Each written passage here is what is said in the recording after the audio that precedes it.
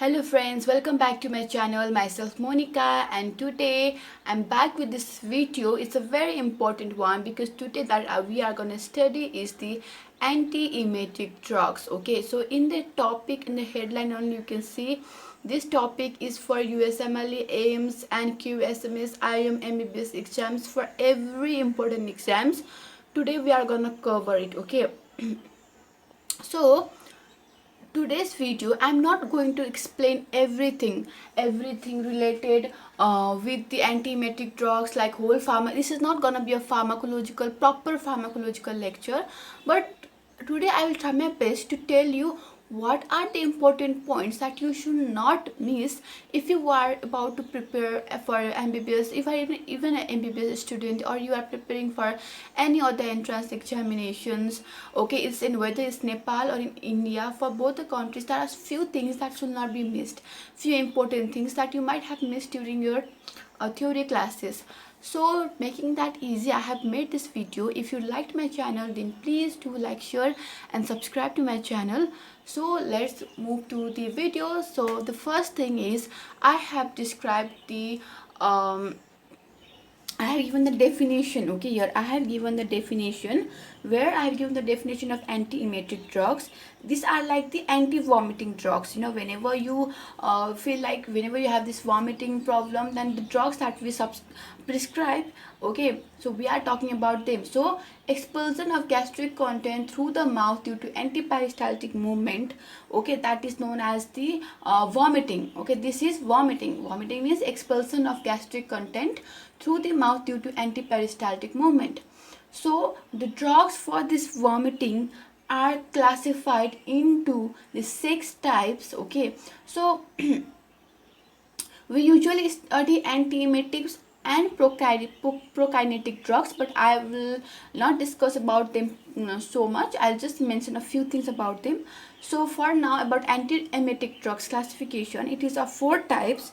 You can see here: antidopaminergic, antihistaminic, 5-HT receptor antagonist, okay, that is histamine, then prokinetic, anticholinergic and miscellaneous. So these are the 6 classification for the antiemetic drugs. I also have a mnemonic for to remember this classification. You can watch my another video on the mnemonic of the antiemetic drugs. So classification of antiemetic drugs. Mnemonics are really helpful. They have to remember you throughout your life. Okay, everything. So after that, I haven't given you the name of the drugs of each classification. I'll give that later on. So for now, just remember that it is divided into antidopaminergic, antihistaminic, and 5-HT receptor antagonist, prokinetic, anticholinergic and miscellaneous. Now, why is the name of this why we are classified this into these types, and why this kinds of name has been given? That question might have been raised in your mind. So for that, there is the answer in question number 3, that in vomiting center, so what are the things that produces the impulse, that gives the input to the vomiting center? So those things, if we act against those things, then obviously we are able to prevent vomiting, isn't it? Suppose vestibular apparatus, that means that we have already studied it.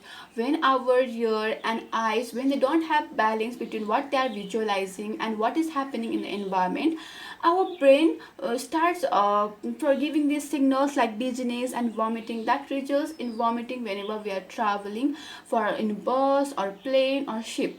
So these are the inputs. Vestibular apparatus, okay, it gives the input. So that if we prevent that inputs, then obviously we will prevent vomiting. So the name is like for vestibular, okay, so area prostema, chemoreceptor trigger zone. So it is also very important area, okay, where impulses are produced which passes to the vomiting center, and that results in vomiting. Peripheral efferents from pharynx, GI tract or genitals, any kind of changes, any kind of impulses occur from this area also goes to the vomiting center.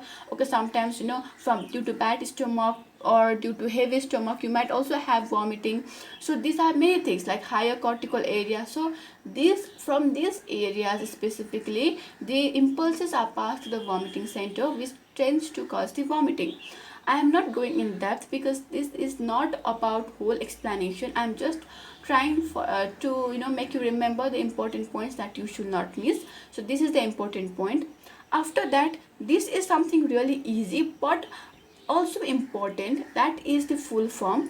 So most of the time in case study or anything like that, you might be given this short forms and students tend to make mistakes. So CIE stands for chemotherapy induced emesis, means chemotherapy induced vomiting. That is, whenever we do some chemical therapy, that also results in vomiting. RIE means radiation induced vomiting. So from here you get this idea also that vomiting is not just due to the bus or ship, traveling well in the bus or ship, but also due to chemotherapy and radiation. These are the also things that causes the vomiting. PONI means post operative nausea and vomiting. This is easy but also important. So now we covered this 4 point. Now we will move to the next point. Now we are in question, point number 5. So point number 5, 6, 7, 8 and 9, it's all about classification. I tried my best to include all the necessary points here only, but I feel that if I include everything, that it will be too much, and too much means it will look too rough, and also it will be a little bit boring to understand. So few of the points are here and few points I will again describe after in question number, after point number 9. Okay, so in question point number 5 we have been talking about anti-dopaminergic drug. So the drugs that falls under anti-dopaminergic are chlorpromazine, domiperidone, prochlorperazine. Okay, so these drugs, I will not go for mechanism of action, I will not go for indication and adverse effect a long way, because I'm just focusing on the important points. Let me tell you that this question, some of the questions has been asked in the MBBS board exam from the KU also, from the TU also, that is Kathmandu University and Tribhuvan University, and few of the question I have got from the USMLE book. So please listen it very carefully. So it produces sedation due to antihistaminic property. So the adverse effect that you can see is here, it has anti-dopaminergic activity as well as it also has antihistaminic property. Because of it, when you consume these drugs, there is a production of sedation. Okay, and one of the anti-dopaminergic drug, that is droperidol. Okay, it is used in QT prolongation and Torsades pointis and has a black box warning. Adverse drug reaction is Parkinson's disease and acute dystonia. So it has got other adverse drug reaction also, like sedation, it will be one, but I'm focusing about Parkinson's disease and acute dystonia because it acts on the CNS, so that results in the Parkinson's disease and acute dystonia. You should not forget it. You might be asked that which antiemetic drug might produce Parkinson's disease or dystonia, then you have to write it as antidopaminergic. Now, antihistamines. Examples of antihistamines are promethazine, doxylamine, cyclizine. Okay, so the antihistamines are mainly used in motion sickness. Okay, they are mainly used in the motion sickness. So this is all about it. Now we have other points also, I will include later on. So now the 7th is the 5-HT receptor antagonist. Okay, so here you have this ondansetron, okay, I'm sorry for the pronunciation, but granisetron or dolasetron and other. So these receptors, so from here granisetron is the most potent 5-HT receptor antagonist, and the important thing is its adverse effect its indication is it is used in the CIE, RIE and PONI. So I have already discussed the meaning, the full form of these short forms. So you go there and you learn it. I am not telling it here. Just you go there and you learn it. After that, anticholinergic drugs are scopolamine, hyoscine and dicyclomine. Okay, so scopolamine is the first drug to be used in the treatment of the motion sickness, and I have given the dose also. So question was asked like so it is anticholinergic, so it acts on the muscarinic receptor. So which receptor does the scopolamine act? So this kind of question was also asked. recently. The next thing is the what is the adverse effect of scopolamine, or you might be asked like about a fisherman once had used scopolamine while he was traveling through boat. Now what kind of adverse effect he might feel, then that you can write as sedation. So I have given your dose also, because from here scopolamine, hyoscine or anticholinergic itself, they have very frequently asked question, and these drugs are very frequently used. So 0.3 to 0.6 mg single dose 30 minutes prior journey should be okay taken. 30 minutes prior journey should be taken. So this was about anticholinergics. So M1 and sedation is very important because it has been already asked. And in miscellaneous you can have dexamethasone and benzodiazepine. So from here dexamethasone is a drug that is used parenterally. It is very much used parenterally, it is not given orally.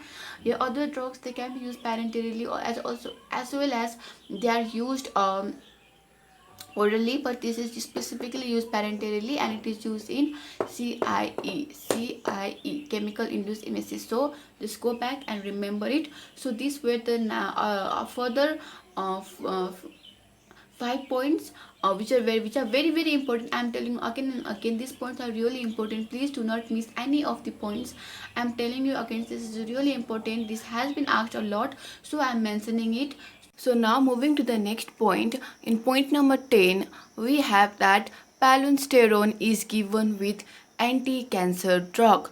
So we have studied that palonsterone is in 5-HT receptor antagonist anti-emetic drug. So from there palonsterone is a emetic drug which is given with anti-cancer drug to prevent the vomiting. So this is important, and I am telling you this has been asked already in the board exams. Okay, so please learn carefully whatever I'm teaching, because every single word, every single note is very important. It has been asked and you need to study it very carefully. Then the next thing is, oh, it's not antagonist, sorry, I wrote antagonist, is antihistamine works by decreasing the acid secretion. So yeah, it works on the histaminic receptor also, and by blocking that also it works, and also by decreasing the acid secretion. So this is also the another things. I'm not going in depth to the mechanisms and everything, because that you go through your book in K.D. Tripathi, and in other books it is given in a very nice way. If I try to explain it, then it will get a very long video. So I'm just giving you the important points like a summary extracted from there. You go through your books. Okay, so next one is chlorperazine drug with the action on labyrinthine can be given for vertigo and as well as for neuroleptics. Labyrinthine means, okay, this is something which is in our inner ear, so it is usually responsible for the balance inside our body. So if you go to the anatomy of ear, you can see that, okay, this labyrinthine which is present in the inner ear, it has to balance the stimuli, it has to balance us from feeling dizziness or nauseatic. So whenever there is any problem here, that leads to the vertigo. Okay, whenever there is problem here, it leads to vertigo means a feeling of dizziness, a feeling of vomiting. Okay, because there is imbalance between these fluids and everything present in the inner ear. We know that inner ear is responsible to produce balance and to prevent and also if there is any imbalance here, it can lead to the dizziness and the vomiting, which is known as vertigo. And this chlorperazine is also used for the neuroleptics. So any kinds of the psychotic diseases like hallucination or schizophrenia or any kinds of other diseases, this antiemetic drug you can give to the patient. Okay, so chlorperazine action on labyrinthine can be given for vertigo, and it is also used for as a neuroleptics. Now the point number 13 says that metoclopramide increases the gastric motility. Yes, we have already studied about it in D2 receptor antagonist. So now it is also a prokinetic drug. Prokinetic drug means which stimulates the gastric emptying. There was another kind of drug which was the antiemetic drugs that usually blocks the receptors, which passes the stimuli to the vomiting center. But the prokinetic drug, what it does, it stimulates the gastric emptying, so that there is nothing from our stomach that can be that can come out from our mouth. So from the prokinetic drugs are cisapride, mosapride, tegaserol, domperidone and metoclopramide. So from here, metoclopramide increases the gastric motility. So it is a prokinetic drug that acts to dopaminergic and serotonin receptors. So do not forget to write prokinetic drugs. And it has D2 antagonism, 5-HT4 agonism and 5-HT3 antagonism activities. So this is really important because this also, again, whichever I have highlighted with the red marker, this they have been asked already in your exams, in board exams, in MCQs. So please be careful. So it has D2 antagonism. We have already studied in dopaminergic receptor antagonist. So 5-HT4 agonism and 5-HT3 antagonism activities. So you just remember this point is more than enough. You don't need to go so much in depth. So it's a prokinetic drug and it increases the gastric motility. Now I have already described you our prokinetic drug also, which stimulates the gastric emptying like cisapride, mosapride, tegaserol, domperidone and metoclopramide. So now point number 15, which you should know, is drug for metoclopramide dystonic reaction. Oh sorry, I forgot to mention you here. So usually these prokinetic drugs, you can see that they have D2 antagonism, okay, dopaminergic receptor antagonism. But one of the prokinetic drug, that is cisapride, it does not has a D2 antagonism, and this was already asked in a board question. So cisapride does not has a D2 antagonism. The next point is drug for metoclopramide dystonic reaction is promethazine. Okay, promethazine. So what does it means? So dystonic, let's first understand what does dystonic means. Dystonic means it occurs in a muscle like intermittent spasmodic or sustained involuntary contraction of muscles in the face, neck, trunk, pelvis, extremities, even in the larynx. Okay, it is a contraction in the muscle. We have already studied about dystonic in different topic in pathology, dystonia, muscle dystonia, and this and that. So that means the muscle contraction, which is usually involuntary. Okay, or there is spasms in the muscle. So dystonia means that. So usually what happens is when we have metoclopramide, it produces the extrapyramidal side effect. Okay, extrapyramidal side effects. Okay, what does extrapyramidal side effect indicates? So extrapyramidal side effect indicates that physical symptoms like tremors, slurred speech, akathisia, dystonia, anxiety, distress, adverse effect of the metoclopramide. So metoclopramide dystonic reaction can be prevented by promethazine, because that is promethazine has a very weak but D2 receptor blocking action. Because metoclopramide acts on the D2 receptors, okay, it is a D2 so when it blocks D2 receptors, what happens is that metoclopramide cannot act so much on it, and thus it prevents the drug induced dystonia. So not just for metoclopramide dystonia, but all kinds of drugs which causes the dystonic reaction, which is extrapyramidal side effects, they can be prevented by using antihistamines, okay, like promethazine, which quickly blocks the D2 receptors. So they have a high anticholinergic activities, which results in prevention of such extrapyramidal side effects. Now the next one is ipecacuanha. So ipecacuanha is a plant, okay, it's a plant, okay, and from this plant these drugs are derived, which are used as a emetic agent, means which are used as a vomiting agent during certain like poisonic conditions. When we need to vomit, okay, those poisons out, then we can use the derivatives from ipecacuanha. Okay, that's a medicinal plant. So you just need to know, I just added this because this was also asked in our exam. So okay, so these are the 16 points which I have explained. I think not very in depth, but at least I have given you the notes that these are the points, you should not forget it. So whenever you are going to a book, or whenever you are reading, whenever you are learning in classroom, you just get this point, you write it in your copy, you note it down. If anything you need to know in depth, you can go in K.D. Tripathi book or any other medical pharmacology books, and also you can ask with the teachers. So Please guys, these are very important. I have already extracted these from many board questions. So I hope that you liked it and you are able to understand the things that I have taught you.